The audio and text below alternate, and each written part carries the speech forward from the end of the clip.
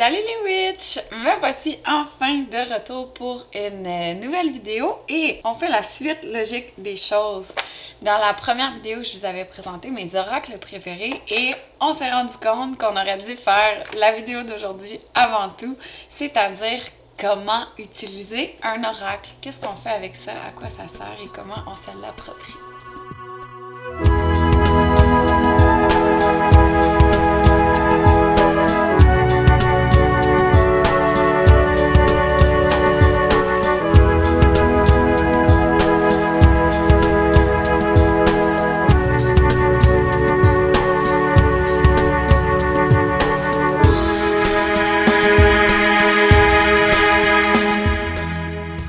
En passant, oracle et tarot, ce n'est pas la même chose, donc peut-être qu'on vous fera à un moment donné une vidéo sur le tarot. L'objectif est le même, toutefois, en tarot, les cartes sont toujours les mêmes. C'est-à-dire que c'est toujours les mêmes personnages, si on veut. Alors qu'un oracle, il y a autant d'oracles qui existent que de créateurs d'oracles.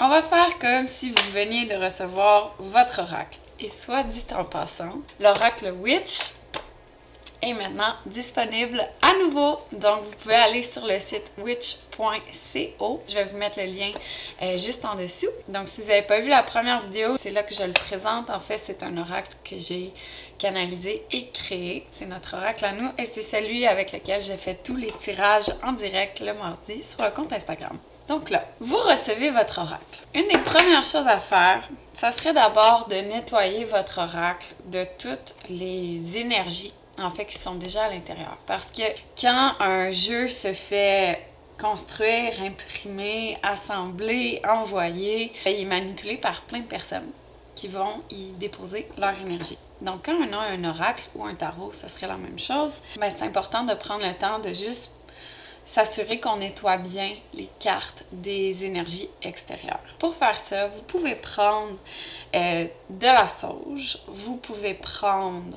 il y a plein de façons. Il y en a là qui vont même prendre aucun objet physique, qui vont juste tenir l'oracle dans leurs mains et visualiser une espèce de lumière qui peut être d'une couleur propre à vous, qui vient vraiment purifier, nettoyer le jeu.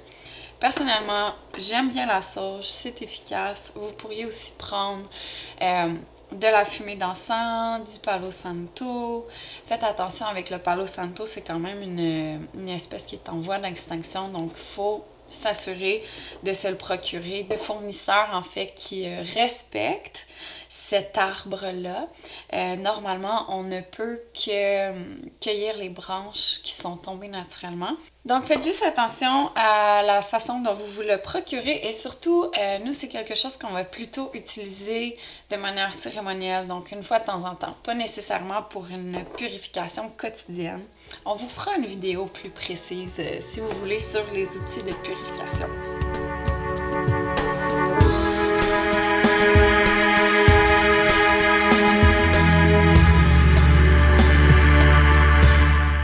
Ce que j'aime bien faire, c'est prendre le temps de mettre ma propre énergie dans chacune des cartes. Donc là, vous allez prendre votre jeu, carte par carte, vous allez la tenir dans vos mains. Ce qui est le fun aussi, c'est quand on reçoit un nouveau jeu, on a vraiment hâte de regarder les cartes. Donc, c'est une belle occasion de regarder chacune des cartes, de faire un premier contact visuel avec elles, puis de voir un peu l'énergie du jeu.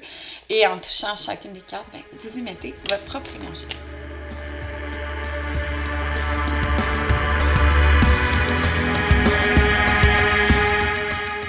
Je vous invite à faire, et ça c'est quelque chose qui est peut-être mieux de faire quand on est dans l'intimité ou quand on se sent confortable de le faire. Donc peut-être pas genre quand vous prenez le métro ou quelque chose comme ça. C'est-à-dire de faire une espèce d'éventail avec les cartes. On vient les poser sur notre cœur. Et là, allez-y intuitivement.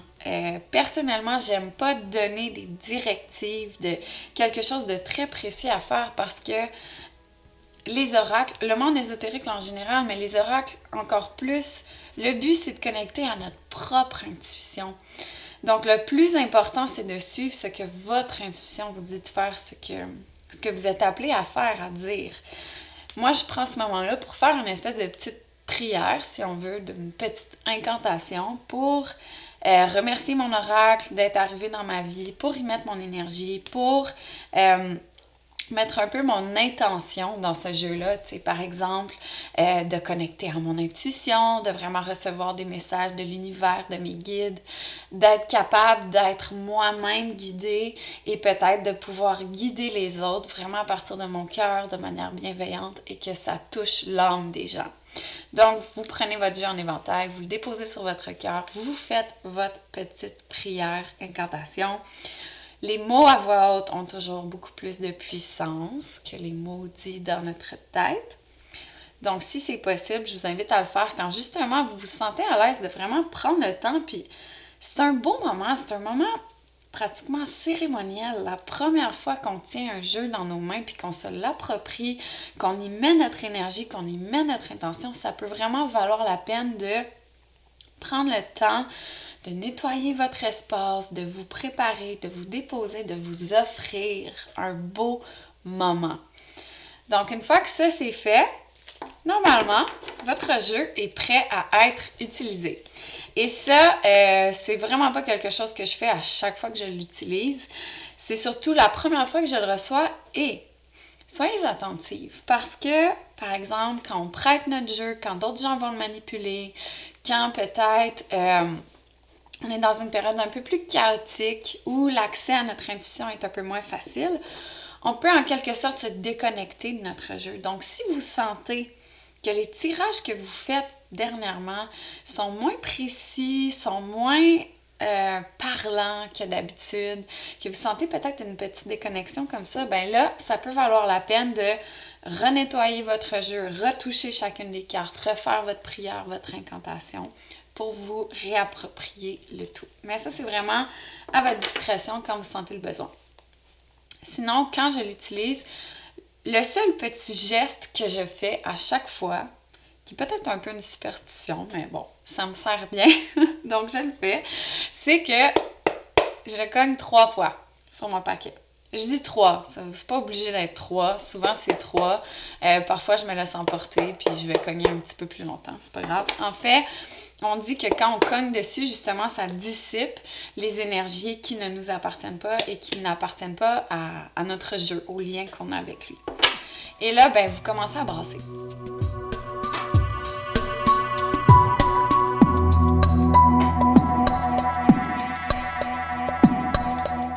Là, encore une fois, ok, moi je suis vraiment de l'école de pensée de le but de tout ça, c'est de se ramener à nous-mêmes, de se ramener à notre voix intérieure, à notre intuition. Donc de faire ce que notre propre intuition nous dit de faire. Et non pas de suivre à la lettre un petit livret, un petit guide, des instructions précises. Donc, personnellement, la plupart du temps, quand je tire aux cartes, je vais cogner mon paquet. Je vais mélanger en pensant, par exemple, à si j'ai une question précise, si je veux être guidée par rapport à quelque chose en particulier, je veux vraiment amener ça dans ma pensée. Parfois aussi, je vais le dire à voix haute. Parce que aussi, c'est vraiment puissant, en fait, autant que possible, essayer de parler à voix haute. Et dans mon cas, j'arrête de brasser quand... Ça a l'air vraiment bizarre là, de dire ça, mais on le sait quand il faut arrêter. Et souvent, en fait, je vais brasser, et à un moment donné, mon paquet de lui-même va genre se séparer en 2 parties pas mal égales. Ça, pour moi, normalement, c'est le signal que, voilà, j'ai suffisamment brassé. Il y en a qui préfèrent couper le paquet en 2. Tu sais, vraiment, là, faites ce qui vous appelle. Là. Moi, je garde ça très, très intuitif. Ensuite, encore une fois, il y en a qui vont séparer le paquet. Personnellement, je préfère étendre toutes mes cartes devant moi. Parfois, je vais fermer les yeux puis simplement promener mon doigt au-dessus du paquet et moi, je le ressens dans ma main. Dans ma main gauche qui est ouverte à côté, ça va picoter un petit peu quand c'est comme « Ah, c'est la bonne carte ». Parfois aussi, on va recevoir une espèce d'intuition qu'on ne comprend pas trop pourquoi, que c'est comme « Ah, ok, il faut piger celle-là ». D'autres fois, je vais simplement regarder mon paquet et venir choisir les cartes qui me sautent au visage, qui me sautent aux yeux. C'est notamment ce que je fais quand je fais les tirages en direct sur Witch. Vraiment, je regarde le paquet puis c'est comme, ah, ben ouais, c'est celle-là, c'est celle-là, c'est celle-là. Voilà, merci. Vous allez voir, parfois aussi, il y a des cartes qui vont sauter d'elles-mêmes. C'est-à-dire qu'on brasse, et souvent, ça arrive quand, tu sais, je veux dire, on s'applique quand même à bien brasser les cartes, là, on n'est pas là à faire n'importe quoi. Puis à un moment donné, ben c'est comme, bon là, évidemment, ça arrive pas parce que je veux que ça arrive, mais il y en a une qui va faire pouh! Qui va sauter d'elle-même. Ces cartes-là sont très importantes. Vous n'êtes pas nécessairement obligé de les inclure dans votre tirage. Par contre, gardez-les. Gardez-les avec vous parce qu'elles ont clairement un message pour vous en ce moment précis. Je sais que moi, quand ça m'arrive, c'est pratiquement la carte sur laquelle je vais mettre le plus mon attention dans mon tirage. J'avais oublié de vous dire hier, petite mention, normalement tous les oracles viennent avec leur livret d'interprétation. Donc évidemment, vous n'êtes pas laissé avec vous-même, vous avez toujours cet outil-là pour avoir toutes les interprétations en fait de chaque carte. Puis ce qui devient super intéressant, c'est que plus vous allez utiliser le même oracle, plus vous allez faire connaissance, entre guillemets, avec lui, et plus vous allez être capable de l'utiliser à un moment donné sans votre livret, en trouvant vous-même vos propres interprétations en lien avec votre intuition, puis peut-être avec ce que vous allez canaliser.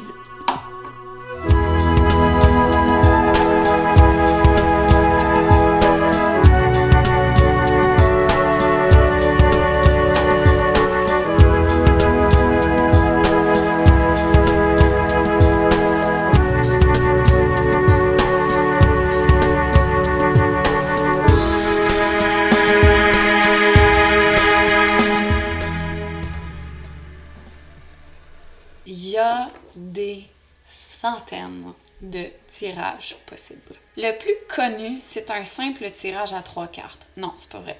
Encore plus connu que ça, un simple tirage à une carte, qui est à dire, on pige une carte peut-être matinale, une carte quotidienne ou une journée où on est comme « Ah, aujourd'hui, il me semble que j'aurais besoin d'une petite guidance supplémentaire. » Donc là, c'est pas compliqué, on mélange, on vient piger une carte et c'est notre message pour la journée, c'est notre message pour le moment présent. Selon les jeux que vous utilisez aussi, ça peut être votre guide qui va vous accompagner en cette journée. Par exemple, mes oracles qui sont avec les déesses, c'est plus de cette façon-là que je les utilise. C'est-à-dire que je vais venir piger ma déesse du jour. Ensuite, un autre qui est très, très, très connu, c'est le simple tirage à 3 cartes. Donc, on va venir brasser, on vient choisir nos 3 cartes. Et les 3 cartes vont représenter le passé, le présent et le futur. Donc là, il faut garder en tête que c'est très relié à la question que vous posez, la situation que vous êtes en train de vivre. La carte du passé, pour moi, c'est un peu ce qui vous a mené à l'énergie actuelle aujourd'hui par rapport à ce que vous êtes en train de vivre, par rapport à ce que vous avez demandé. Fait que c'est pas nécessairement une carte connectée à votre enfance ou à un moment passé précis. C'est comme qu'est-ce qui s'est mis en place juste avant maintenant pour vous permettre aujourd'hui d'être dans cette énergie-là. La carte du présent, c'est comme la carte de « Wow! Ici, maintenant, en ce moment, vous êtes dans quelle énergie? Qu'est-ce qui est en train de se mettre en place, de se présenter, de travailler en vous? » Et la carte du futur, j'utilise ce mot-là avec prudence, en fait, parce qu'il ne faut pas imaginer qu'un tirage est fataliste. Il ne faut pas imaginer que la carte du futur, c'est immuable, on n'a pas le choix, c'est ça qui va se passer. La carte du futur, ce qu'elle symbolise, c'est simplement, en ce moment précis, selon justement les étapes que vous avez faites pour mettre les choses en place, votre énergie actuelle du moment présent, si vous continuez sur cette voie-là, voici ce qui est en train de se mettre en place. Par contre, vous restez maître de votre propre vie. Évidemment, vous restez maître de vos choix, de vos actions. Donc, la carte du futur, vous pourriez reposer exactement la même question 1 heure plus tard, puis ça ne serait pas la même. parce que peut-être que votre énergie aura changé, peut-être que le message à vous apporter va être légèrement différent. Donc, juste vous dire, tu sais, la carte du futur, là, on ne panique pas avec ça. Particulièrement, par exemple, en tarot ou avec certains oracles où on a des cartes qui sont un peu plus rondes dedans. Quand on pitche ça pour le futur, c'est comme... Il ne faut pas paniquer avec ça. Sinon, honnêtement, là, il existe tellement de sortes de tirages. Vous pouvez aller par exemple sur Pinterest et ça va vous sortir des images précises là, de quelle façon on vient placer les cartes et qu'est-ce que quelle carte veut dire. Moi, je vous inviterais, si c'est quelque chose qui vous appelle, à inventer vos propres tirages. Pourquoi pas? C'est tellement un bel outil à utiliser parce que justement, ça nous ramène à notre sagesse intérieure, à notre pouvoir intérieur, à notre intuition. Donc, pourquoi ne pas suivre votre intuition si une journée vous êtes comme « Ah, le tirage à 3 cartes, ça me tente pas. » La croix celtique, qui est un autre tirage quand même assez connu, où on a 10 cartes. Donc, c'est très, très, très précis, très élaboré. Ça peut être très chouette quand... vous avez une question vraiment particulière ou une situation que vous voulez vraiment éclairer. Peut-être qu'une journée, vous allez être comme « Ah, j'ai pas envie de ces tirages-là. Qu'est-ce que je fais, tu sais? » Allez voir à l'intérieur. Qu'est-ce que vous avez envie de faire? Pourquoi ne pas décider de « OK, en ce moment, par exemple, c'est Mercure rétrograde. Peut-être que vous voudriez faire un tirage sur qu'est-ce que cette rétrograde-là va m'apporter, va m'enseigner. » Et là, choisir, par exemple, 4 cartes. La première, c'est par rapport aux leçons qui vont m'être amenées. La deuxième, c'est par rapport aux choses que je dois apprendre à laisser aller. La troisième, c'est par rapport aux zones où je dois arrêter de vouloir tout contrôler. Et la quatrième, l'issue de cette rétrograde. Par exemple, vous pouvez vraiment faire n'importe quoi.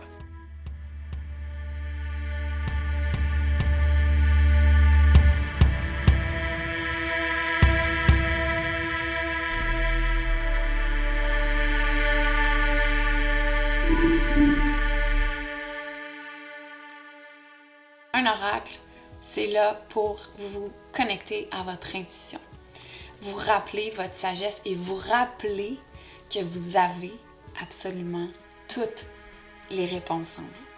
C'est juste ça. Donc après ça, comment vous voulez l'utiliser, ça vous appartient. Choisir les oracles qui connectent avec vous aussi, c'est super important. Et pour choisir votre oracle, c'est simple. Vous prenez celui qui vous appelle. C'est vraiment pas plus compliqué que ça. Vous n'avez pas à pousser la chose. Si un oracle vous attire, vous appelle, suivez cette intuition-là. Votre intuition-là, elle se trompe pas. Voilà, j'espère que ça vous aura aidé et ça vous aura donné envie peut-être d'ajouter un oracle à votre pratique si ça n'en fait pas déjà partie. Personnellement, c'est un de mes outils préférés. J'adore travailler avec les oracles. Donc voilà. En espérant que ça vous ait aidé, ça vous ait plu, que ça ait allumé plein de belles étincelles chez vous.